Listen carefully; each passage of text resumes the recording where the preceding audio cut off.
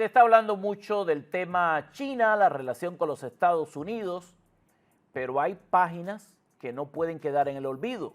José Cohen está con nosotros para ayudarnos a entender de qué estoy hablando. José Cohen, bienvenido, gracias por su tiempo. Gracias siempre, Sánchez Gras, gracias a usted.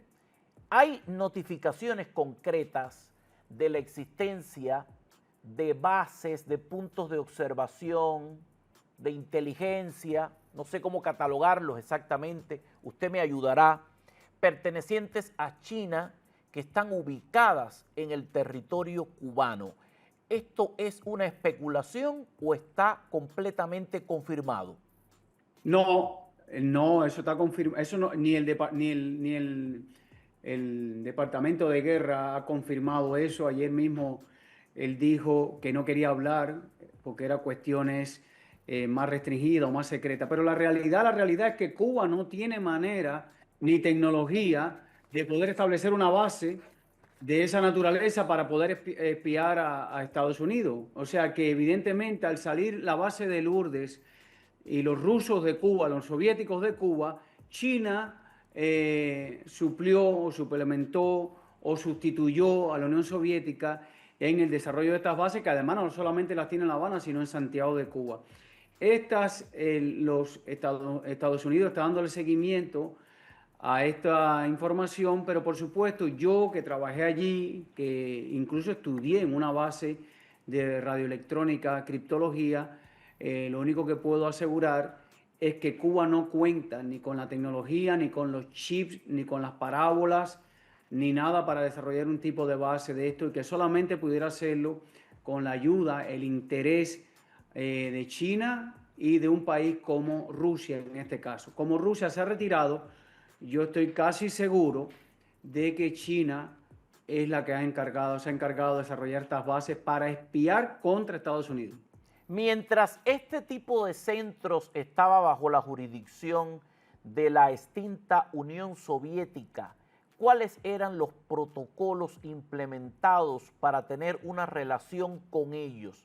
Los oficiales que estaban en servicio, al servicio de Cuba, ¿tenían contactos directos con el personal de estas bases o estas bases no le rendían pleitesía a ninguna instancia de seguridad o inteligencia en Cuba? Mira cómo funcionaba. Primero era una base militar rentada. Cuba pagaba 200 millones de dólares anuales a Rusia, no era gratis. Existía la base de Lourdes y existía esta base que creó Fidel Castro, que era donde yo trabajaba y estudié. El protocolo era el siguiente: los soviéticos en aquel entonces no compartían ninguna información ni con el gobierno cubano ni con los militares. Pero todos los días, fíjate qué interesante la dependencia de Cuba, del régimen cubano con respecto a la Unión Soviética en aquel entonces, todos los días iba a la 11ª Dirección del Minin, que es la base donde yo estudié, un jeep ruso con rusos, con chapa diplomática, militar, para recoger, fíjate qué interesante, la información que nosotros habíamos obtenido a través del éter. O sea, era una absoluta dependencia. Los cubanos le entregaban a los soviéticos toda la información que habían obtenido a través del éter y a través de esta base, pero los soviéticos jamás ni compartieron información, ni le dieron información ni a nosotros ni al gobierno.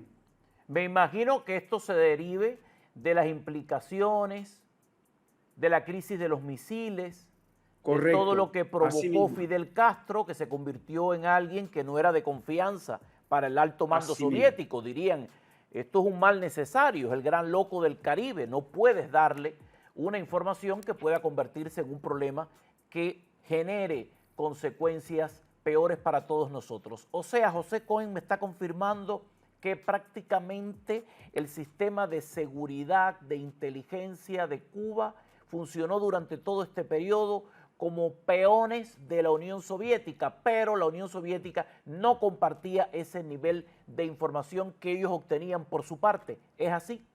Así, y no solamente en la radio electrónica e inteligencia, En las oficinas donde yo trabajé, siendo muy joven, del Servicio de Inteligencia del Departamento M1, M6, para cada departamento había un asesor soviético que entraba y salía como si fueran dueños de la inteligencia y hablaban con los oficiales, con nosotros, y investigaban todo lo que estaba ocurriendo como si ellos fueran los dueños, honestamente, del aparato de inteligencia.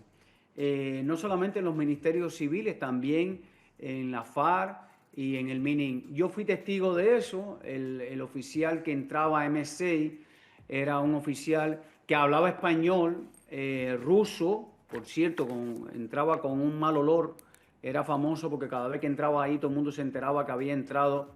Alexander era como se llamaba. Y él hablaba con nosotros. Y qué curioso, esto es un detalle, cuando en la época de la perestroika, cuando Gorbachev toma el poder en la Unión Soviética, incluso antes de la visita de Gorbachev a Cuba, este oficial iba a hablar con nosotros, con los oficiales, no con los jefes, acerca del cambio que estaba ocurriendo en Rusia. Y él era pro perestroika, habían otros que estaban en contra de la perestroika, pero hablaban con nosotros a maneras de influencia, a manera de influir en el estado de opinión de los oficiales. Mira qué cosa más interesante, al punto que en un momento no volvió Alexander. Parece que el gobierno cubano se enteró de este trabajo sutil que estaban haciendo los soviéticos a través de los ministerios, en particular dentro de la inteligencia, y hubo un tiempo que ya él no visitó, por lo menos mientras yo estuve ahí, hasta que escapé de Cuba, volvió a visitar el departamento M6, y él era la persona que entraba, tenía el pase de entrada al servicio de inteligencia y conversaba con los oficiales. Total dependencia, total dependencia. En realidad Cuba es un portaavión, fue un portaavión y sigue siendo un portaavión al servicio de los enemigos de Estados Unidos, y en particular de la Unión Soviética en aquel entonces, y de Rusia y China. No creo que China esté en condición ahora mismo de seguir usando estas bases. Me imagino que haya sido un tema incluso tratado en este viaje, porque no deja de ser un peligro enorme para la seguridad nacional de Estados Unidos.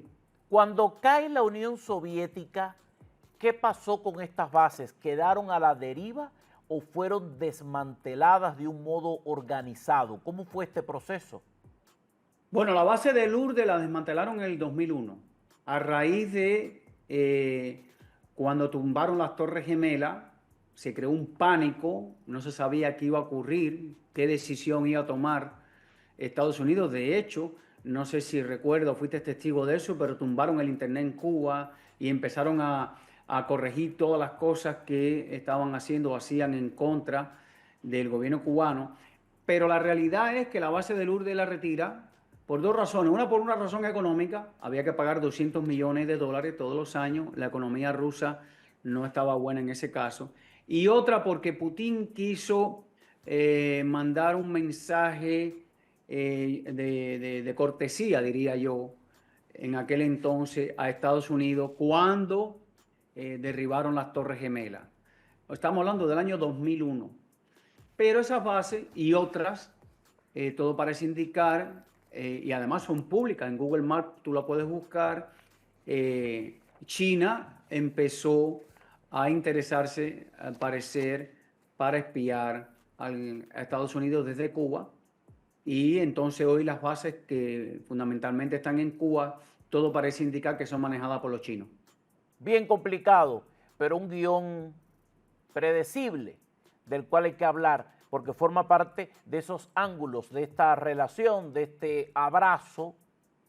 No es tan fuerte, pero es un abracito entre Estados Unidos y China. Vamos a ver qué se deriva de todos estos acuerdos a nivel hemisférico, a nivel geopolítico. Gracias a José Cohen por su experiencia y por compartirla con nuestra respetable audiencia. Gracias por su tiempo. Gracias a usted. Lo espero pronto.